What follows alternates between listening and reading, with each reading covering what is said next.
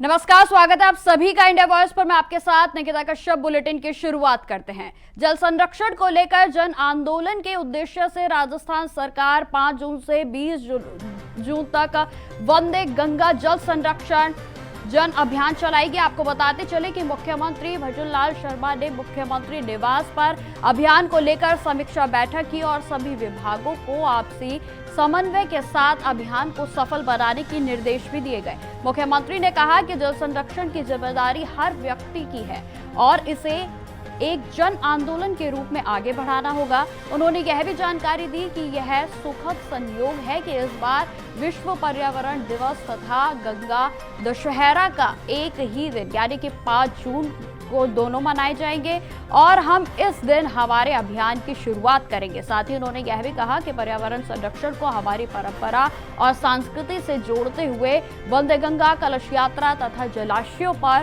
पूजन कार्यक्रम भी आयोजित होंगे।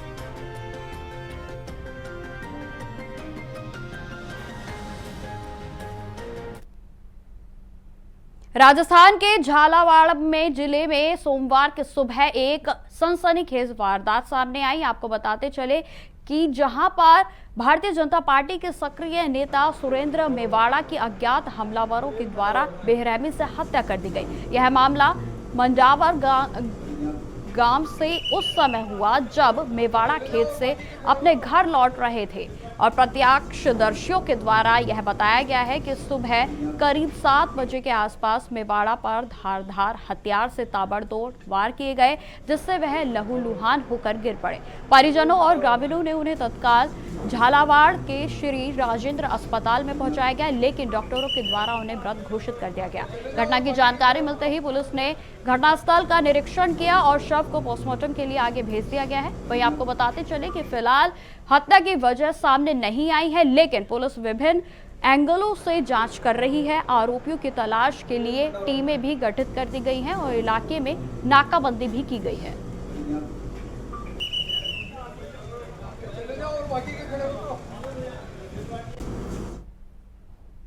खबरों में आगे बढ़ते हैं। ऑपरेशन सिंदूर एक गर्व का विषय है। भारतीय सेना का पराक्रम दुश्मनों पर किस तरीके से भारी पड़ा, यह उसका उदाहरण है। आपको बताते चलें कि हालांकि विपक्षी दल मोदी जी के द्वारा भेजे जा रहे सिंदूर को लेकर गलत बातें जरूर कर रहे हैं, लेकिन इसमें कोई गलत नहीं है कि भगवान हनुमान जी के भी तो सिंदूर ही चढ़ता है। इसलिए मेरी नजर में यह गलत नहीं है। यह कहना राजस्थान विधानसभा के अध्यक्ष और भारतीय जनता पार्टी के वरिष्ठ नेता वासुदेव देवनानी का है, जिन्हों की ओर से यह बयान जो है वो दिया गया। आपको बताते चले कि जो कि मरुनगरी बीकानेर में अपने एक दिवसीय दौरे पर पहुंचे थे और उन्होंने हाल ही में पिछले समय में विधानसभा अध्यक्ष रहते हुए अनेकों तरह के नवाचार किए हैं।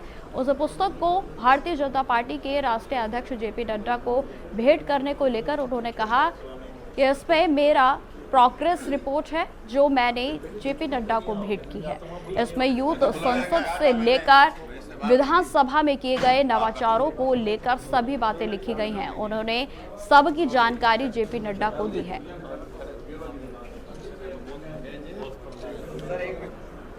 मौजूद हैं वासुदेव देवनानी, जो कि विधानसभा राजस्थान के अध्यक्ष हैं, भारतीय जनता पार्टी के सीनियर लीडर भी हैं।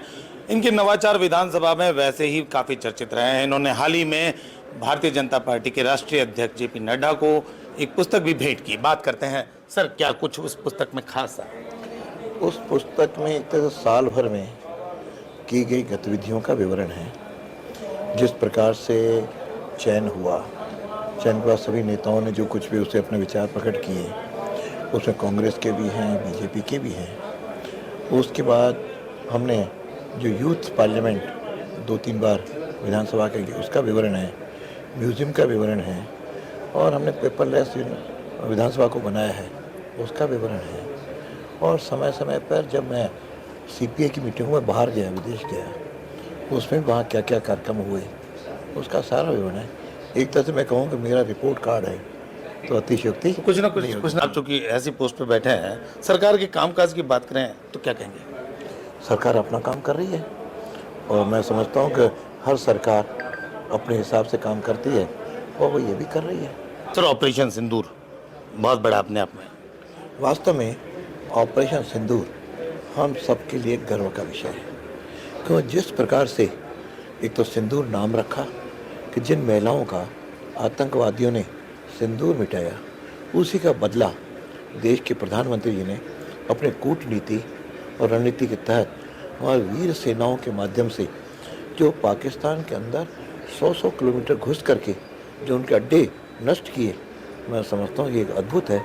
इसमें मैं हमारी सेनाओं को भी नमन करता हूँ और मोदी जी की कूटनीति और रणनीति। भारतीय जनता पार्टी के द्वारा घर घर सिंदूर भेजे जाना मोदी जी के नाम पे, ऐसा कुछ चर्चाएं आ रही है जिसमें विपक्षी दल काफी कुछ गलत भी कह रहे हैं। हालांकि ये निर्णय संगठन का है, संगठन ने उस पार्टी निर्णय किया है, लेकिन मेरा व्यक्तिगत सोच है इस पे कोई आपत्तिजनक बात नहीं है। क्यों हनुमान जी को भी सिंदूर लगाया जाता है और सिंदूर देने का ये तात्पर्य था कि ऐसा नहीं था कि कोई मोदी जी सिंदूर तो एक हमारे प्रतीक है, वो सुनाते यदि वो बंटवा रहे हैं तो मैं समझता हूँ बहुत ज़्यादा कोई आपत्तिजनक मुझे नहीं लगता। देवनानी जी वापस एक बार फिर उसका जिन है जो कहीं ना कहीं ऐसा कह सकते हैं कि दरगाह के अंदर है, जो मंदिर की बात फिर सामने आ रही है और अगले महीने तारीख भी है, क्या कहेंगे? ये कोर्ट का विषय है, कोर्ट के विषय में कोई टिप्पणी करना उचित नहीं।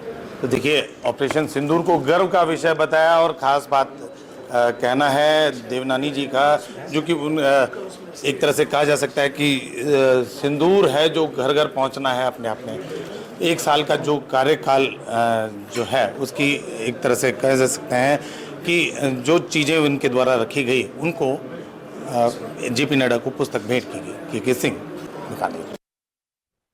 खबरों में आगे बढ़ते हैं। राजस्थान परिवहन विभाग के द्वारा वीआईपी नंबर प्लेट मामले पर काफी जगह पर गड़बड़ियां पाई गई हैं और कई तरह की वसूलियां भी करने की शिकायतें मिली है। आपको बताते चले, इन सबको देखते हुए कई अधिकारियों और कर्मचारियों को सस्पेंड किया गया है और बीकानेर जिले में भी यदि नंबर प्लेट मामलों को लेकर गड़बड़ी पाई जाती है तो यहाँ भी अधिकारियों और कार्मिक बड़ी कार्रवाई करने के लिए पूरे तरीके से तैयार है। उनका कहना है कि राजस्थान के उप मुख्यमंत्री और परिवहन विभाग के मंत्री प्रेमचंद्र बैरवा को, जो कि बीकानेर दौरे पर हैं, उनसे बीकानेर संभाग सबसे बड़ा डूंगर महाविद्यालय, जहां पर फर्नीचर और तमाम तरह की व्यवस्थाओं को प्रिंसिपल की परमानेंट नियुक्ति को लेकर सवाल किया गया और तब उनका कहना था कि जल्द ही इस मामले को लेकर हम लोग काम करेंगे। राज्यपाल भी इस बात को देख रहे हैं और उम्मीद यही की जा रही है कि जल्द ही सभी व्यवस्थाएं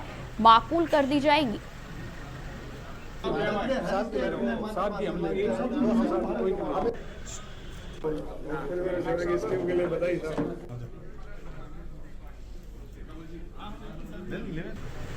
उप मुख्यमंत्री प्रेमचंद बैरवा हमारे साथ हैं, बीकानेर की विजिट पर हैं।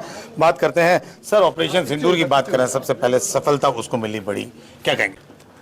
ये हमारे यशस्वी प्रधानमंत्री नरेंद्र मोदी जी की जो रणनीति है और देश के प्रति जो राष्ट्रवाद की भावना एक एक जन जन में आए और उनकी रणनीति ने जो हमारे सैनिक बहादुरों ने जो सफलता की है, उसके लिए मैं उनको बहुत बहुत आभार उनका और उनको सलाम करता हूं कि उनकी बहादुरी ने हमारे हिंदुस्तान के एक एक व्यक्ति के मन में राष्ट्र का भावना पैदा की। जिस तरह से निर्दोष लोगों को यहाँ पर मारा गया था और उसका जवाब जिस तरह से दिया है, उसके लिए मैं बहुत बहुत आभार व्यक्त करना चाहूँगा हमारे प्रधानमंत्री जी का, हमारे वीर सैनिकों का। सर, आपके पास आयुर्वेद विभाग भी है। आयुर्वेद विभाग में सर बीकानेर में जो तमाम तरह की खामियां कहीं नजर आ रही है, आपने शायद फीडबैक भी लिया हो, रात में अधिकारियों से बात की गई, सुबह भी बात की होगी, इनमें क्या सुधार की स्थिति माने? देखिए, जिस तरह से मैं उच्च शिक्षा विभाग में भी हमारी जो सेंटर की पॉलिसी है, नई शिक्षा नीति, वो भी हम धरातल पे ला रहे हैं और हमारे आयुर्वेद में भी पूरी जितनी भी खामियां थी उनको हम दुरुस्त करने का काम कर रहे हैं और निश्चित रूप से आने वाले भविष्य में इसमें आपको सुधार मिलेगा। सर, आप उच्च शिक्षा मंत्री हैं, सबसे पहली बात हम ये कहना चाहेंगे आपको कि बीकानेर का संभाग का सबसे बड़ा डूंगर कॉलेज, जिसमें फर्नीचर की व्यवस्था है, फर्नीचर नहीं है, बच्चे परेशान हैं और प्रिंसिपल की जो परमानेंट नियुक्ति चाहिए वो नहीं मिल पा रही। ऐसा है, सारी व्यवस्थाएं कर रहे हैं हम, एक एक चीज़ एक एक यूनिवर्सिटी में देख रहे हैं। हमारे राज्यपाल जी भी एक एक चीज़ को हमारा सहयोग करें, निश्चित रूप से उनके सानिध्य में सारा व्यवस्थाओं का हम पूरा करेंगे। सर, परिवहन विभाग में वीआईपी नंबर्स को लेकर पहले भी कई जगह कार्रवाई हुई है, तो बीकानेर की क्या स्थिति माने अभी तक? आपको लगा होगा कितने लोगों को मैंने सस्पेंड किया, और उसी तरीके से जहाँ भी खामियां मिल रही है हम निश्चित रूप से उनको कहीं बख्शने का काम नहीं। धन्यवाद। तो ये थे प्रेमचंद पहलवा, जिनका सीधे तौर पर कहना है कि परिवहन विभाग में यदि कोई खामियां मिली है तो निश्चित रूप से पहले भी जो इलाज किया गया है लोगों का वो अब भी किया जाएगा। वहीं डूंगर कॉलेज की बात करें तो आने वाले समय में एक एक व्यवस्था को देखते हुए सुचारू करने की कोशिश की जाएगी। के सिंह, बीकानेर। अगली खबर की ओर बढ़ते हैं। बांसवाड़ा जिले के परतापुर में एक सनसनीखेज वारदात सामने आई है, जहां आपको बताते चले कि जब गढ़ी थाने से महज 500 मीटर की दूरी पर स्थित होटल गुरु कृपा में काम कर रहे एक युवक के गले पर चाकू से हमला कर दिया गया। इस वारदात की भनक तक पुलिस को नहीं लगी और जिससे सुरक्षा व्यवस्था पर कई बड़े सवाल खड़े हो रहे हैं। आपको बताते चले कि घटना में घायल युवक के हालात भी बेहद नाजुक बताए जा रहे हैं। जानकारी के अनुसार युवक नेपाल का निवासी है और होटल में काम करता था। आपको बता दें कि चाकू से गला रेतने के बाद उसे गंभीर अवस्था में ऑपरेशन थिएटर में भर्ती कराया गया। घटना की जानकारी मिलते ही बांसवाड़ा पुलिस अधीक्षक हर्षवर्धन अग्रवाल तुरंत जिला अस्पताल पहुंचे और घायल व्यक्ति की स्थिति का जायजा लिया। वहीं कोतवाली थाना पुलिस भी ऑपरेशन थिएटर में पहुंची। वहीं आपको बताते चले कि फिलहाल युवक बोलने की स्थिति में नहीं है, जिससे कि उसका बयान भी दर्ज नहीं हो सका है। पुलिस ने बताया है कि घायल युवक का नाम प्रेम है और वह नेपाल का रहने वाला है। की घटना कोई सामने आई थी, क्या मामला था? गढ़ी थाना क्षेत्र के अंदर गढ़ी कस्बे में अर्ली मॉर्निंग करीब 6-7 बजे के आसपास एक नेपाली व्यक्ति जो यहाँ पर करीब 1.5-2 साल से रह रहा है और एक छोटा सा रेस्टोरेंट जो है भाड़े पे लेके चलाता था, किसी ने धारदार हथियार से उसे गले पे वार किया है। डीप वुंड है जो जहर इलाज चल रहा है और पुलिस इसमें अनुसंधान करके प्रयासरत है कि मुलजिम का पता लगे। अच्छा, हालत गंभीर है सर? हाँ, अभी हालत थोड़ी सीरियस है, बट लेकिन टीम ऑफ डॉक्टर्स लगे हुए हैं, होपफुल है। राजस्थान के 12 जिले के शाहबाद किशनगंज वन रेंज क्षेत्र में वन विभाग ने माफियों के खिलाफ जोरदार कार्रवाई की है। आपको बताते चले कि उप वन संरक्षण अनिल यादव ने इस पूरे मामले पर नेतृत्व करते हुए कहा कि संयुक्त कार्रवाई में वन भूमि से अवैध अतिक्रमण हटाया गया है और इस पूरी कार्रवाई की अगुवाई कर रहे उप वन संरक्षण अनिल यादव, जो कि खुद मौके पर मौजूद रहे, उन्होंने यह भी बताया कि वन भूमि पर अतिक्रमण किसी भी कीमत पर बर्दाश्त नहीं किया जाएगा। उप वन संरक्षक अनिल यादव ने जानकारी देते हुए यह भी बताया कि अब तक करीब 5000 बीघा वन भूमि को अतिक्रमण से मुक्त कराया जा चुका है।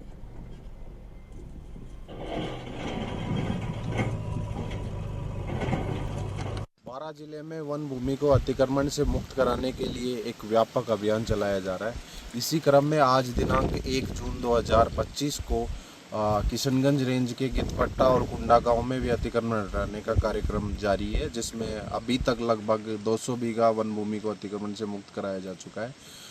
अगर टोटल बात करें इस अभियान के दौरान तो हमने 5000 बीघा से अधिक भूमि को अतिक्रमण से मुक्त करा दिया गया। हमारा उद्देश्य है कि बारां जिले में जितने भी वन भूमि है उसको हम पूर्णतः हम अपने कब्जे में लेंगे और इसी जो भी वन भूमि हमने मुक्त कराई है उसमें हम ग्रासलैंड और वृक्षारोपण का कार्यक्रम कराएंगे, ताकि जंगली जानवरों के लिए स्वच्छंद विचरण का आवास विकसित हो सके।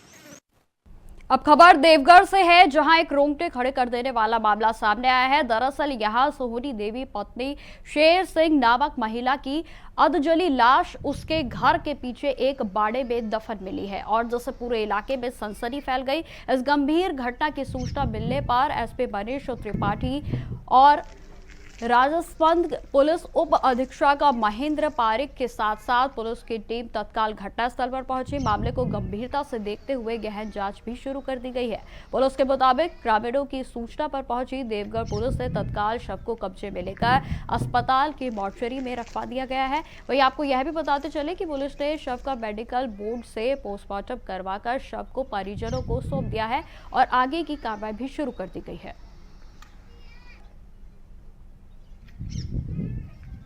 जो काछाबिली के पास पड़ता है देवगढ़ थाना क्षेत्र में, तो कल दोपहर के बाद की संभावित घटना है और घटना में ये आया सामने कि शाम को जो जिस जगह पर ये घटनास्थल है वहाँ पे मालिक ने कोई डेड बॉडी अधजली स्थिति में गड़ी हुई उसने देखी तो और उसने आसपास के लोगों को इन्फॉर्म किया। देन वो लोकल पुलिस को भी उसने इन्फॉर्म किया।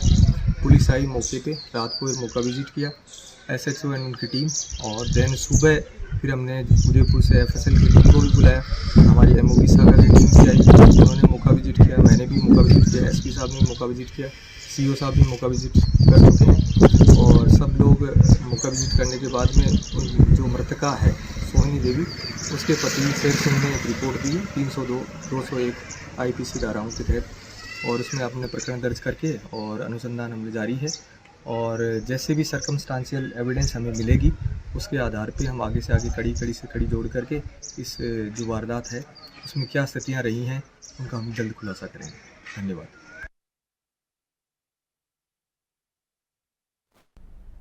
अब खबर जोधपुर से है, जहां IG रेंज के साइक्लोनर टीम ने 3 ऑपरेशन को एक साथ सफलतापूर्वक अंजाम दिया है। आपको बताते चले कि 5 वांछित इनामी अपराधियों को गिरफ्तार किया गया है। ऑपरेशन शगरवंशी शिकिरा और ऑपरेशन दंश में एक साथ अंजाम दिया गया है, और इन 3 ऑपरेशन के तहत 1,20,000 रुपए के 5 नामी आरोपियों को गिरफ्तार कर लिया गया है। आपको बताते चले कि इन ऑपरेशन के माध्यम से आप 19 राज्यों तक साइक्लोन की जो टीम है उसको पकड़ उस पर पहुंच चुकी है, और इस बार की कार्रवाई गोवा के कोलबा, कलंगुट और मंझगांव के इलाके में की गई।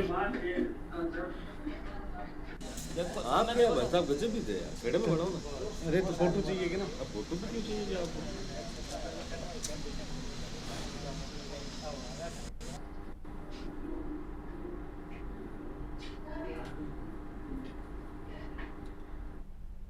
अब खबर हनुमानगढ़ से है, जहां नवनियुक्त SP हरिशंकर के द्वारा पदभार ग्रहण करते ही जिले में थानों को लगातार निरीक्षण जारी है। और आपको बताते चले कि उनके निरीक्षण के साथ साथ इसके तहत SP ने पुलिस थाना संगरिया के साथ साथ टिब्बी पुलिस चौकी बशीर और मसीतावाली के निरीक्षण करते हुए मालखाना, हवालात, मेस आदि की व्यवस्थाओं का जायजा भी लिया, और इस दौरान उन्होंने गार्ड ऑफ ऑनर लिया। आपको बताते चले कि जिसके बाद थाना अधिकारियों और थाना स्टाफ से औपचारिक मुलाकात करते हुए उनके क्षेत्र में होने वाले अधिकतर अपराधों के बारे में जानकारी ली गई। वहीं आपको बता दें कि जुआ, सट्टा, मादक पदार्थों के विरुद्ध प्रभावी कार्रवाई और अनुसंधान अधिकारियों को पेंडेंसी कम करने के हेतु भी निर्देशित किया गया।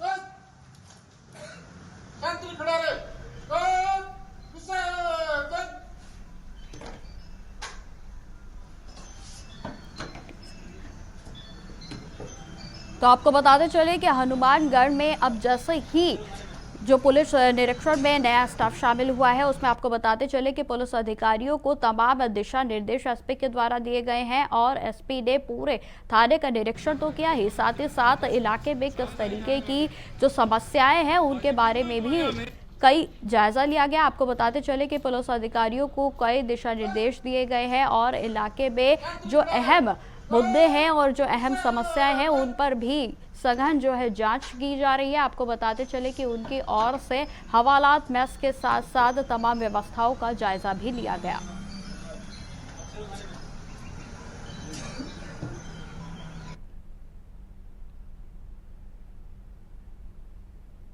खबर डिंग से है, जहां पर लोकमाता अहिल्याबाई होलकर की 30 शताब्दी जयंती का आयोजन किया गया, और इस दौरान पशुपालन मंत्री जवाहर सिंह बेडम ने देश प्रदेश के लोगों को शुभकामनाएं दी। आपको बताते चले कि मंत्री ने जनसभा को संबोधित करते हुए कहा कि लोकमाता होलकर का हर क्षण मनसा, वाचा और कर्मणा लोकहित के लिए समर्पित था। उन्होंने यह भी कहा कि उनकी यह जयंती केवल एक ऐतिहासिक स्मरण नहीं बल्कि भविष्य के निर्माण की प्रेरणा है।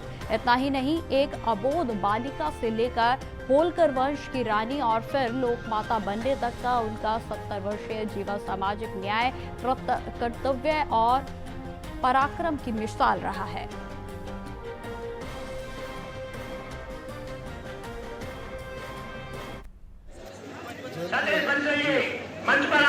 जिन्होंने देश और समाज को बहुत कुछ देने का काम किया। महापुरुषों की जयंती और उनकी याद में जो भी समारोह होता है वो हमारी नई पीढ़ी को एक संदेश देने का काम करते हैं कि महापुरुषों के बताए हुए मार्ग पर चलकर राष्ट्र की एकता और अखंडता के लिए समर्पित रहे। मैं बघेल समाज को बधाई देना चाहता हूँ कि उन्होंने आज दिल्ली में एक शानदार कार्यक्रम रखा। निश्चित रूप से ये युवाओं के लिए और समाज के लिए मील का पत्थर है। राजस्थान सरकार के द्वारा अवैध खनन के खिलाफ सख्त कदम उठाए जाने के बावजूद बारां जिले में खनन माफियों की गतिविधियां थमने का नाम नहीं ले रही हैं। जो आपको बताते चले कि प्रशासन की तमाम कोशिशों और कार्रवाइयों के बावजूद घिंसरी गांव में अवैध खनन धड़ल्ले से जारी है। घिंसरी गांव में हर शाम करीब 5 बजे से लेकर देर रात तक परवर्ती नदी से अवैध रूप से खनन किया जाता है। वहीं आपको बताते चले कि बजरी भी निकाली जाती है और इस कार्य में करीब 3 भारी भरकम मशीनों का इस्तेमाल किया जाता है। साथ ही आसपास के खेतों में भी मशीनों की मदद से मिट्टी की खुदाई कर अवैध खनन किया जा रहा है और इस अवैध रूप से निकाली गई बजरी को 100 से 150 ट्रैक्टरों की सहायता से बारां मंडी में पहुंचाया जा रहा है और जहां उसे खुले बाजार में बेचा भी जा रहा है। आपको बताते चले कि खनन माफिया फतेह गांव के आंतरिक रास्तों का इस्तेमाल कर प्रशासन की निगाहों से बचकर अपने ट्रैक्टरों का गंतव्य तक पहुंचा रहे हैं।